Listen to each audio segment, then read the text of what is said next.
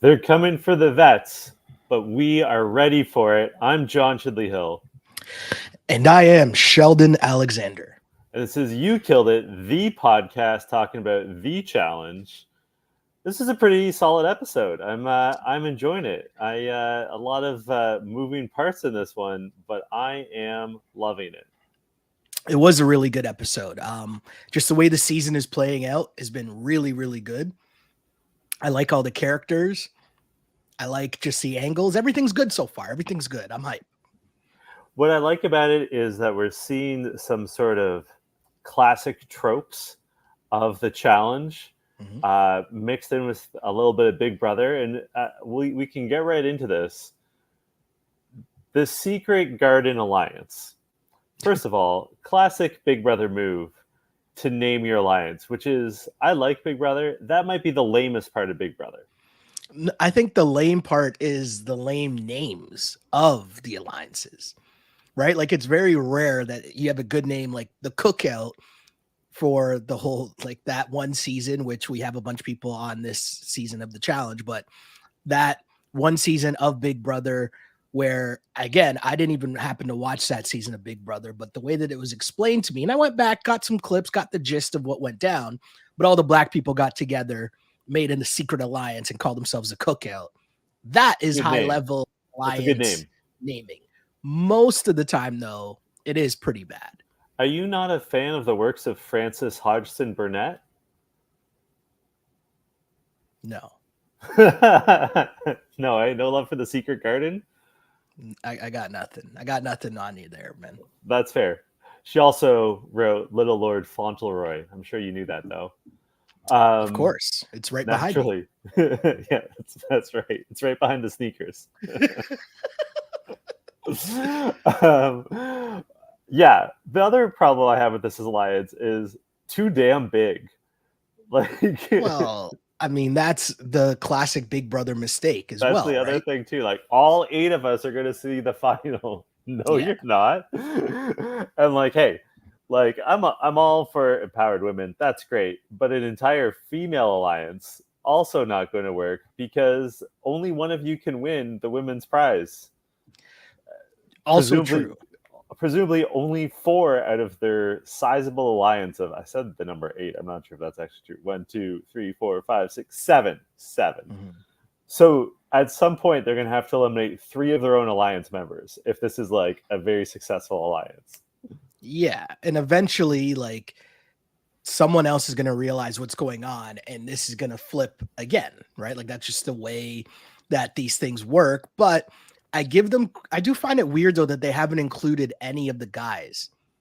That I do find kind of weird, but we'll see how it plays out. Because I mean, the other trope that we know is that it's very rare, again, Cookout aside, that an alliance starts at the very beginning with such a large number and it actually works out where one of these people win. So we'll see how that plays out for sure. The other thing that I thought was funny, interesting, notable to start this episode was Tori's mad at Amanda that she went in and eliminated John A. Yeah. Which, like, I mean, Amanda was not directly responsible. She didn't stop it from happening, but, like, I'm not sure she could have stopped it. I don't think Amanda was the difference maker in that vote or anything. Like, Wes was still going to be outvoted. Like, she, I guess, could have put on like a token show of support, but that's not Amanda's way. I'm actually going to use this opportunity because there's a lot of potential quotes that could be the line of the episode, but I think I might get mine out of the way here, where Amanda says to Tori, quote, "Tori, I know you have a lot of fake friends, but I will never be one of them. You should have known that from the jump." Close quote. I thought that was just chef's kiss. And my guy LT was hitting us up in our mentions about like disliking Amanda, which I understand. Like I get that side because Amanda's just pure chaos and not gameplay. But that element is needed in terms of the entertainment of the show. Is she going to win? No. But we know that already. But are you not entertained? Because I'm entertained. We also had Eric, comment, okay, this was specifically to me. Okay, I just have to say, as an Amanda hater, I must clarify that, at least for me, it is not because she's a woman. It's entirely on the fact that she talks a lot of shit for never winning anything. Bananas and Wes have titles to back up their shit talk.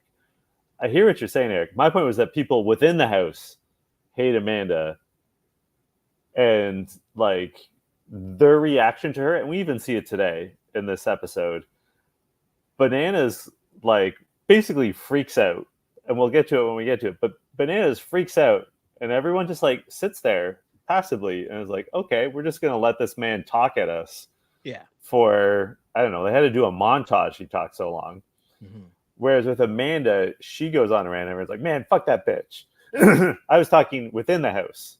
Okay. Within the house. I gotcha.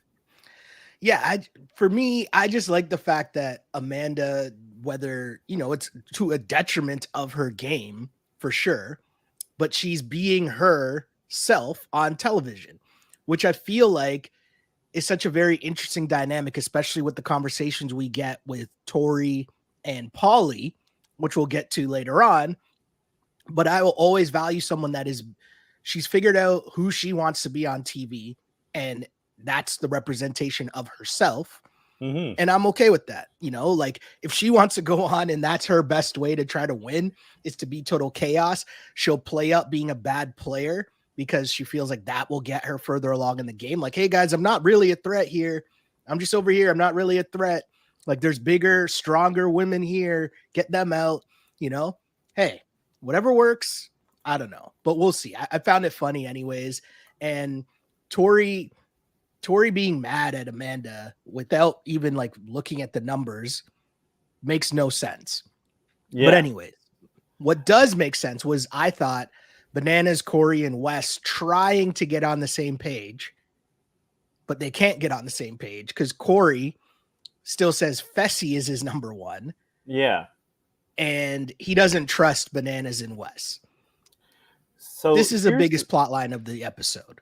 It is the biggest plot line, and it made me ask a question that, like, maybe we're going to have to get one of these competitors on You Killed It. And people, thank you for reaching out to Amanda. I saw some people on Instagram looping us in and encouraging Amanda to come on You Killed It. That's awesome. Oh. Thank you. But I missed that. I got to plug into that. The question I want to know is how come they didn't immediately go to Josh, Fessy, and Paulie and try to get them in the alliance? Because like those three at this point have played more seasons of the challenge than they have Big Brother. Why not like bring them in? And because that makes your numbers 9 instead of 6. It's not, if you have those three, I know they've had their past issues with Paulie and Josh, but like you get closer to being like an insurmountable team, right? Like 9 is definitely better than 6. So I know obviously this show being cut down to an hour, there's a lot of editing involved. Yeah. So there could be conversations that we don't see. And I understand that. But one thing I did notice that I found very interesting was I think it was when the blue team was having one of their meetings, someone in their confessional, they were referring to the vets, the challenge vets, and they referred to Cory, but not Fessy, as being one of the challenge vets. And I thought, wait, are they counting Fessy as a Big Brother person? Yeah. Likewise, counting Josh and Paulie as Big Brother people as well. And I find that weird. Like that doesn't make sense, right? Like Fessy, and especially, and Cory, which again, we'll get to that whole thing, but like you have to understand where the numbers lie, and the numbers are not in your favor. Like you are not like with the other Survivor people and Big Brother people. Like they view you as a challenge person. That's the part I don't get, but I don't get it either. It seems like the whole house is so fixated on the 6 that arrived by Sea-Doo, by jet ski. And like, again, like Michaela and Michelle have been on the challenge as well, right? Like Michelle's been on 3 seasons now of the challenge. It makes me Like, wonder if this is like a bigger like editing play. Like they're just editing this strategically to frame it more so to the viewer, right? Because again, the whole bigger picture of CBS, this is coming on after Big Brother. And so you're framing it to what you believe is a brand new audience on CBS that isn't really familiar, or they're not going to know Fessy, Michelle from the challenge. They're going to know them from Big Brother. So I wonder if that's part of it too. And so they're going over and above to edit it in that way, not necessarily for us as challenge viewers, but as in potential new viewers that you're getting on CBS, because you're getting into the millions of viewers, right? Almost like, I think it's like 1.5 million to 2 mil coming on right after Big Brother. So that part's pretty interesting. I want to give enough time, because I know I want to get through a bunch of stuff here, but I want to give enough time to talk about Paulie here, because I thought that was a very interesting conversation that he had with Tori for a lot of different reasons. And I'll break it into 2 parts. The first part, I thought it was very interesting to hear him talk about, just him gaining a better understanding through therapy, it sounds like, and through just maturing and growing up and talking about himself and dealing with just figuring out more about himself and his sexuality and the things that, how he viewed himself before to how he views himself now. And, through the lens of going back and watching his old clips on the challenge and hearing him say, I felt that I had to prove that I was like this big manly man. And that's why I'm like trying to fight everyone on the show. To have that realization on this season, I thought was super interesting and super like, I almost wish that this was the MTV version, because this conversation would have been stretched out. Yeah. And I'd want to hear more about the role that Cara Maria probably played in this as well, just because you have someone else with you going through the whole portion of being on TV while you're growing up and figuring out all these things. That part I thought was good. The part I thought was bad was the Tori side of it, because Tori, and I know this is editing, so she might have come off a bit better in reality, but what we saw is kind of like Tori, like, yeah, confessional. Yeah, so I feel like Paulie can be someone that I can work with in this game. I'm like, wait, what? Like, what just happened here? Like, my guy's having a moment. My guy's like confessing some stuff to you, and you're just like, I feel like he's more calm now. He might be a better person for me to be on my side. I thought that was just weird. That was weird. It's funny. I didn't even really pick up on that because I was so focused on like thinking about Paulie's story and how much he's changed and matured. Like, I'll be honest. I used to hate Paulie. Same. And like, I think like he was so annoying and so toxic. And to see him like come to terms with his authentic self, and like they never really like, he didn't really come out there as bisexual or pansexual or what, or maybe he's straight. Well, hold on. I want to interrupt you there, because I think like that's another big part of why I thought it was a good conversation, because they didn't try to like, they didn't, you could tell they didn't use it to try to like define him.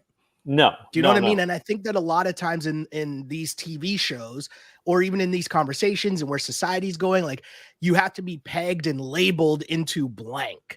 Yeah. Right. Yeah. And they didn't do that at all. Like he just kind of not even alluded, but he kind of just talked about his experience and just left it as what it is. He didn't, there wasn't some ending where he's like, and I am this, right? Yeah. Or like, I tick this box. And I thought that was a refreshing way to deal with the conversation like that, where far too often it's about ticking some box. Yeah, that's a good point.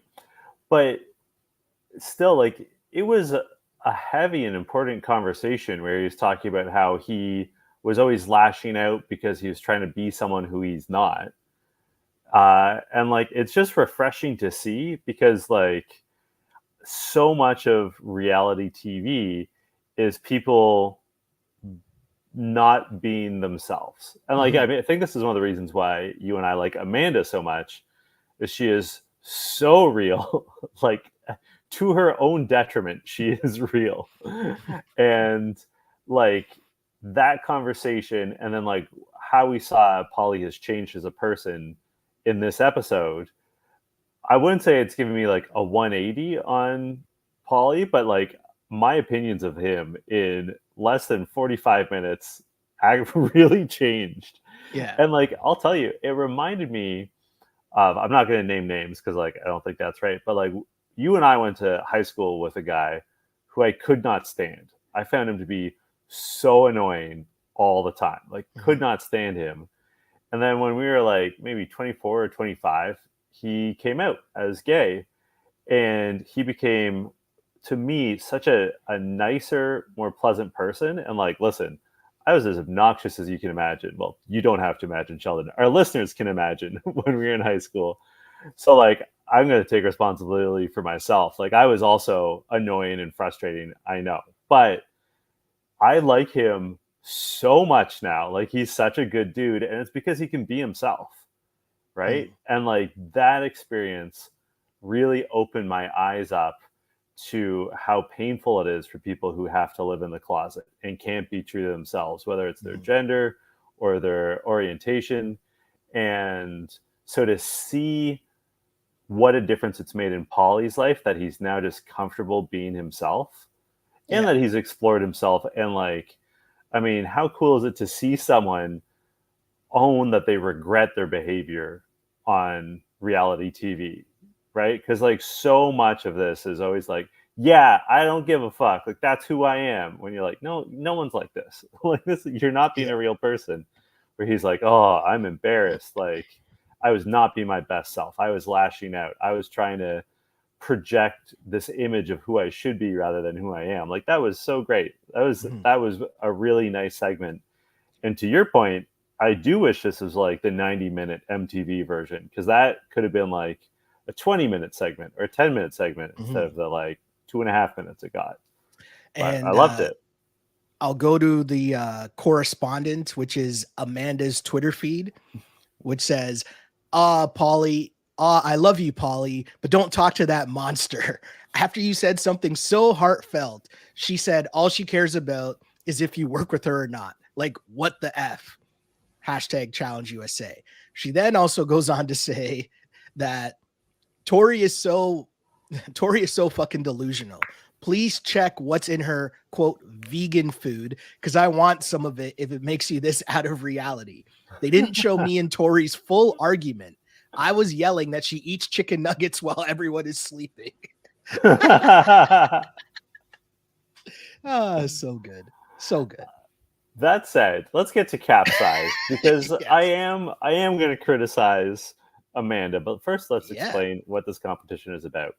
So they have to swim out to a boat, which TJ keeps calling a buoy, even though it's a boat, and they have to capsize it. And on the bottom is a chart, and it shows them which flags they need to put on order on the sails of the boat.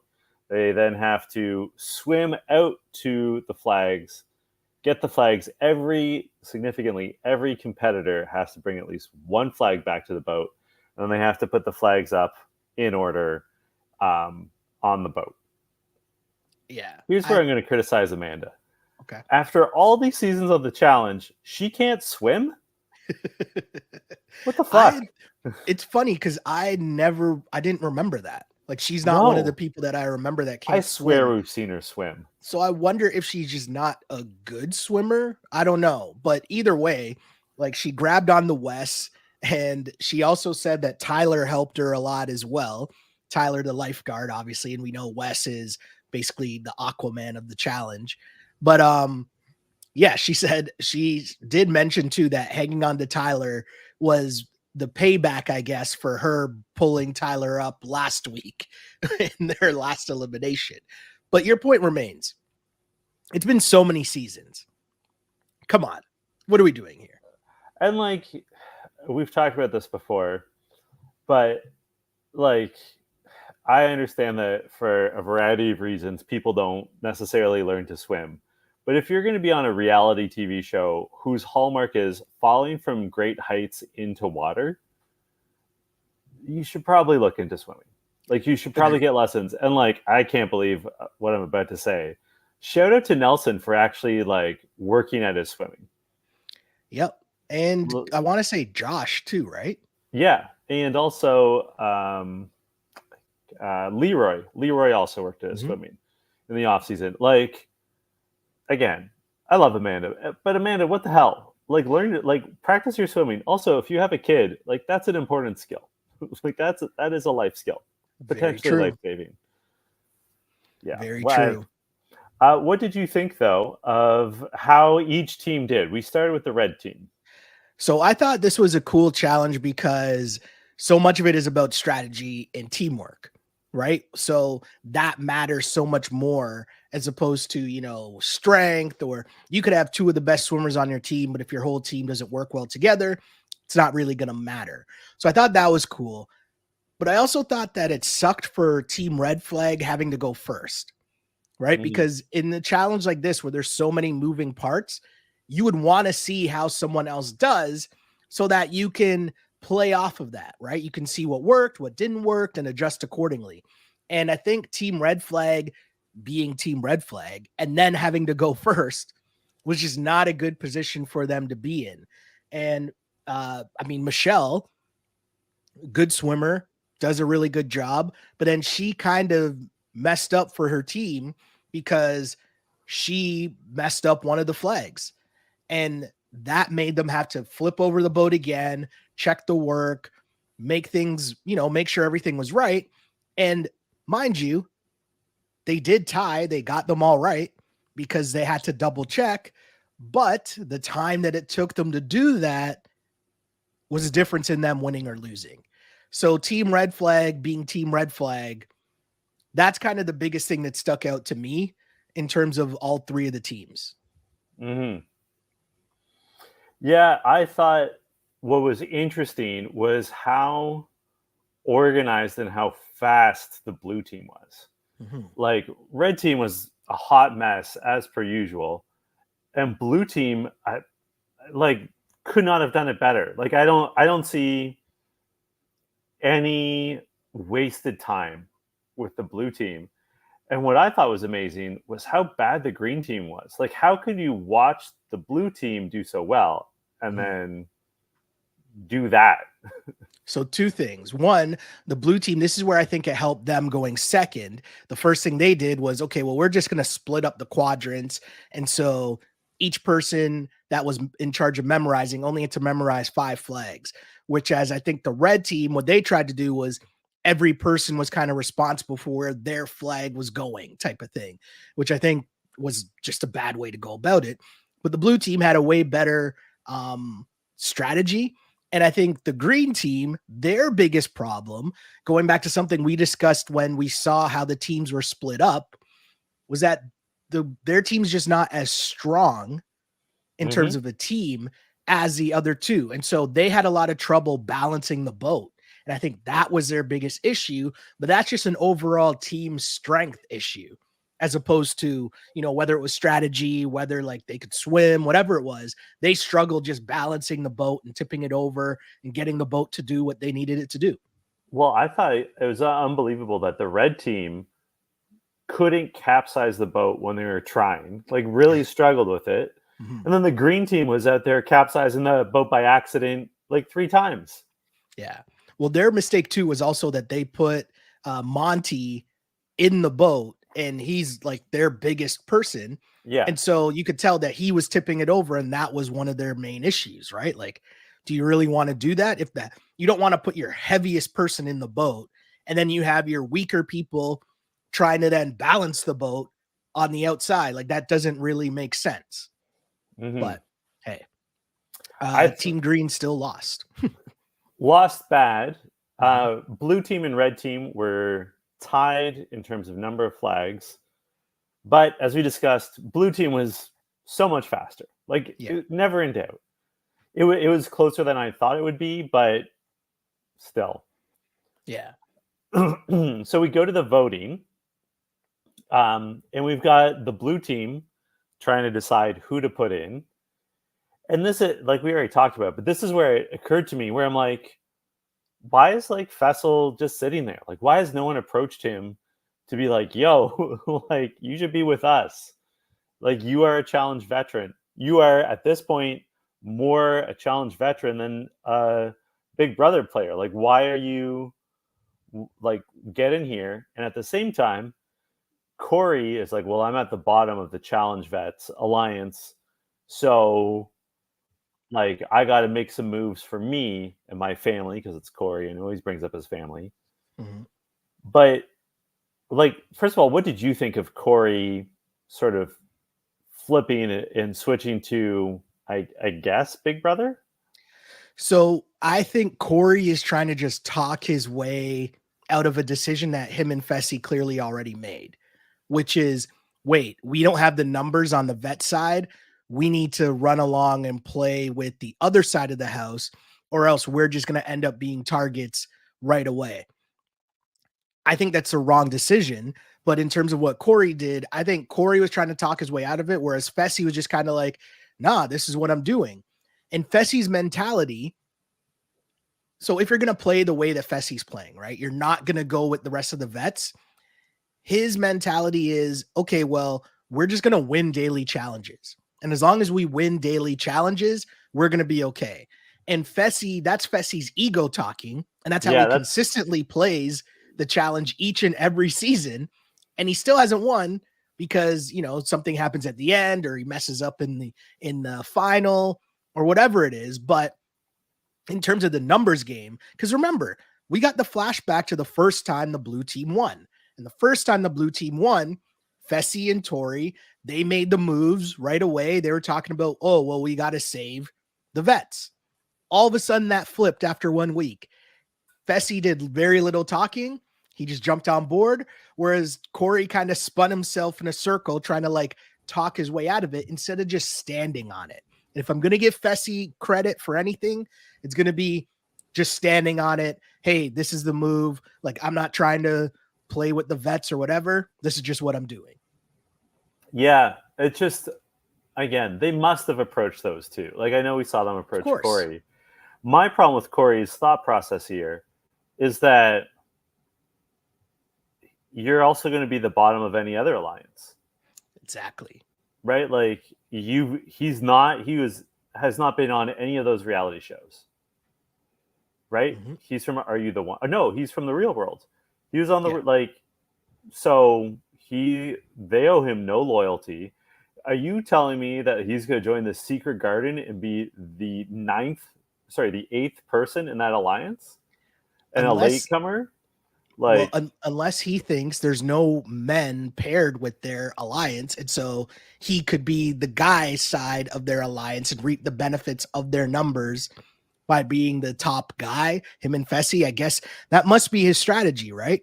Mm-hmm. Because nothing else really makes sense. And if we go through like how the votes went, and credit to, Alyssa in this whole back and forth, Alyssa just took charge. And she put Tori in her place. It's been a long time since I've seen Tori shut up that quickly.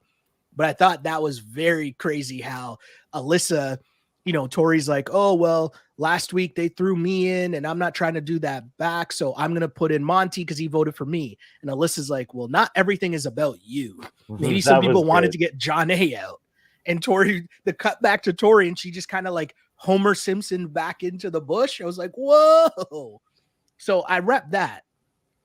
But you got to give Alyssa credit for also trying to make the play to Cory, right? Yep. And clearly it worked, because here's the part that I feel like they don't emphasize enough, because Bananas kind of looked crazy, which we unhinged, we'll say, which doesn't really happen to Bananas on the challenge too often. Your man's was shook. But the reality is, when you look at the votes, it was 6 votes for Bananas and Monty had 2. So even if Cory and Fessy remove their votes off of Bananas and put them onto Monty, now you're going to have a tie. And I don't know how, like, what happens with the tie. Maybe they revote, but you literally don't know what happens. I guess you revote. Yeah. I don't know. But bottom line is, maybe they thought, okay, well, if it's a revote, we're going to lose anyways, so we might as well just side with them. But I still think your overall point is correct, John, because you're going to be at the bottom of the other side's alliance. They're always going to look at you as challenge people. So why would they trust you You know what I mean? Like, it just doesn't make sense, really. And notably, if Wes and Bananas ever get a chance to put Cory in, they're going to put, like, now people have motivation to say Cory's name. Exactly. Where Which they they did wouldn't not have done previously. before. The in the aftermath, Tori immediately goes to Wes and Bananas is like, this is what happened. And Bananas, as I said, goes bananas. He is so mad, and Amanda is just like, this is great. Like, no one's going to be mad at me anymore. And he just rants and raves. And, like, this is my line of the episode because it made me laugh really hard. He shouts at Cory for a bit, and then he shouts at Fessy, and he's like, you're just as bad. What planet are you living on? And Fessy goes, my home? Which is, like, not how people speak about the planet Earth. Like, it made me think now more than ever that he's actually an alien from another planet. Because, like, it was such a, like, narc reply to be like, my home? Like, no. Yeah, I thought he said my own, but same thing. Like, it's my the own's same. Even worse. That's what I'm saying, right? Like, either way, it's just like, bro. And that's what Bananas was like, oh man, you are even dumber than you look. And it was true. I was with Bananas, right? Because these guys, like, how many times Bananas is actually right? Like, how many times are you guys going to lose at this game? Yeah. Right? Before you realize that you have to trust in the numbers. In the vets, you have to stay with your numbers, at least for the first beginning part of the game, because they're going to try to keep getting you out. And now, let's say the other side of the house wins. Let's say Bananas or Wes or whoever wins next week. Who do you think they're targeting? Right. So that's why it made no sense. But the one part I want to bring up, and this is from Amanda again, she says, Bananas was so heated, he yelled at Cassidy to mind her fucking business and go to her room. And he was in her room. Yes. I love it. I love the behind the scenes commentary we're getting from Amanda. It just helps so much. But Cory and Fessy, I don't know. And you mentioned the Bananas montage. Yeah. Like, that was a long montage of Bananas. Was he just drunk? Like, what was going on? Like, he was just going for it. Yeah. The obvious manipulation, which will be the name of this episode. Good. I love it. So basically the red team, in an effort to protect Bananas, decides to vote all men, focused on Monty and Tyler, but also the green team, sort of behind Wes's back, although I guess Wes would be in on it too, goes to vote for Paulie or Josh because they're almost challenge vets. Yeah. Somehow. We get to the elimination, which is called Fire and Ice. And there's someone votes for Chanel, which is throwaway vote, which makes no sense. Maybe that was Wes. But the other part is, like, if you're Wes, you're going to just go to Bananas and be like, who do you want? I don't get it. I don't know who voted for Chanel. Is there such thing as a throwaway vote when that person could end up, like, their ball could get picked? Yeah. It's so strange. It's so weird. Anyway, it is Paulie that goes in against Bananas. The competition, Fire and Ice. They each stand on a block of ice with their arm tied to a bucket of fish guts above their head. Mm-hmm. And they have 25 beanbags to throw at a target, which activates a blowtorch underneath their opponent's ice or turns off the blowtorch under their ice and activates the blowtorch under their opponent's. First of all, what did you think of this competition? There are a lot of moving parts to it. I thought it was really cool. And I think it was harder than it looked. Yeah. Do you know what I mean? Because, like, I kept forgetting, oh yeah, they're standing on ice. Like, you have to maintain your balance, and that can't be easy. And they did that for a half hour plus. So that part, while throwing stuff, right? Yeah. So picture your arm is tied. You have to throw something, but you can't really move too much so that you don't lose your balance. And yet they were throwing those beanbags pretty far and pretty accurately, hitting those targets. And I thought that part to me was the most astonishing because they made that part look easy. You would be throwing all with your core and your shoulder. which would be hard because your core is already engaged to continue standing on the melting ice. And like, weird thing about my line of work is I often have to hold a microphone out in front of me for like up to 10 or 15 minutes. Yeah. It's terrible. Like, you start to lose feeling in your arm. It hurts. Like, it's really hard to hold your arm above your head for over 30 minutes. I can't imagine. That'd be so painful. As also, they only missed once.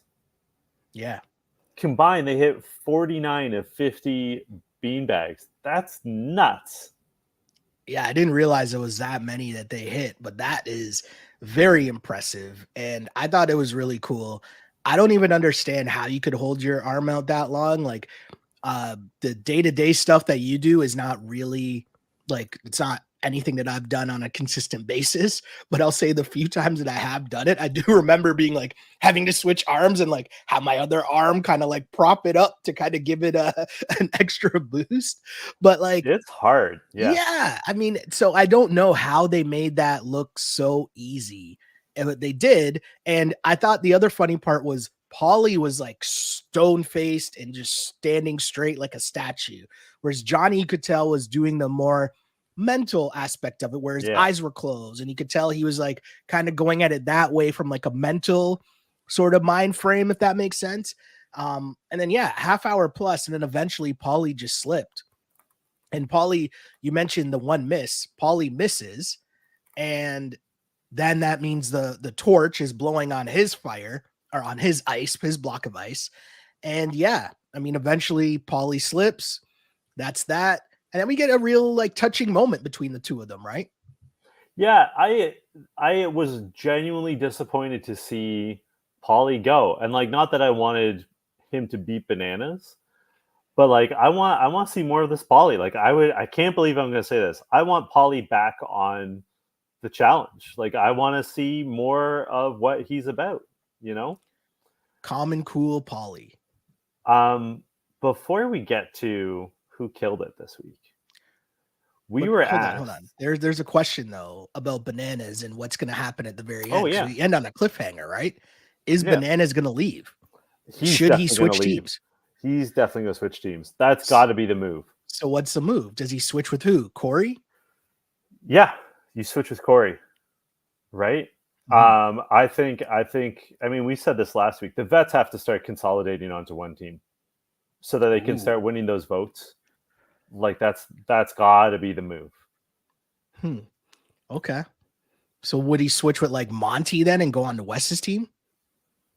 I think you switch with Cory just so that Tori has backup in the voting. Okay. Right? And then like next time, and also because that way there's no challenge vets left on the red team, right? Because John A was on that team. Then Wes, next time green team, like next time they have the chance, Wes or Amanda switches, and then you go, and then like they could probably get Josh on their team. Like, I think Josh would be willing to, and then you just go from there, and then it's like the 6 of you versus the world, right? Yeah. No, I'm with you. So, longtime listener Julia Lamana challenged us, pun intended, to draft players. So, do you have a top pick? I'm gonna be a gentleman and let you pick first overall. First overall in terms of who's going to win this season? Yeah, let's do 3 picks left? Each. How many, sorry? 3. 3 picks each. Okay, my first pick is Michelle. Oh. Because staging from what I said last week, she's in the best position. And if we notice what happened this week, she made a huge mistake and it doesn't even matter. She just flies under the radar because no one's even paying attention to her, despite being a challenge vet. And she's in the massive alliance that seems to be running the house. So my next pick then, my first pick is Desi. I think Desi is basically running this house. And I think a lot of people are going to fall before she gets got. So I really like her chances. I like that pick. Who's your second pick? My second pick is going to be Cory. Oh, first time winner. The reason I'm picking Cory is because I think despite this move that he just made, right, he still has the cover of Fessy being a bigger threat than he is, that he can that can get thrown under the bus. And the fact that, there's still Wes, there's still Bananas, there's still a bunch of people that can dwindle themselves off, but he still has the experience factor, which will matter more as he gets further along in the season in comparison to some of the other strong players that might not be ready yet because they just haven't been on the show. All right, I see your logic. My second pick is Wes. Because of any of the challenge veterans, I think he is capable of actually surviving until the very end.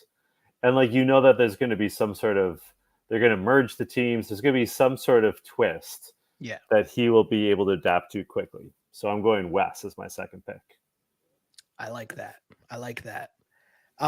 In my last pick, I'm going to go with, I'm going to cheat and take Alyssa, but I'm not going to say which one. Oh, come on. Gutless. I had Alyssa L on my list, and here you are just sniping it. I'm gonna go with Michaela then. Okay. I think Michaela's shown us something. Who killed it for you this episode? Do you know what? Who killed it in this episode? I'm gonna say Bananas. Bananas had a funny episode. His back was against the wall. Everyone was gunning at Bananas. He gave us entertainment in this episode. He gave us a little bit of everything and win in an elimination with everyone rooting against him pretty much. Classic Bananas, stepping up in the clutch, getting the job done, surviving, and he's about to make a big move. So that's why I'm riding with Bananas. For me, Paulie killed it. And the reason why I say that is he came back and he is a different person. Yeah. And, I think that level of growth is remarkable. And, he said it himself. He feels like a true challenge vet now. And I wish him nothing but the best. So I was really surprised. I was really surprised at who he's become, but it's a good surprise. Yeah. Where can the good people find you on social media? Well, you can find me on Twitter at Shell Alexander, on Instagram at Sheldon Alexander, and shout to the people liking and subscribing to the YouTube page. Search You Killed It, On Blast Podcast. Shout to the people who are following along on our SoundCloud. Numbers are bumping. Everything's going well there. Wherever you listen to the pod, like and subscribe. Hit us with the like. That's how you support this, the movement that is the You Killed It podcast. We back, baby. And you can find me on Twitter and Threads at J Chidley Hill until Monday. Yeah. This was You Killed It. You killed it.